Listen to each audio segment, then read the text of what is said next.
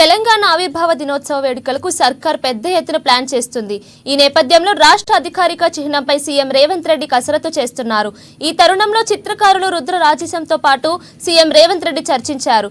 పలు నమూనాలను పరిశీలించిన సీఎం తుది నమూనాపై పలు సూచనలు చేశారు.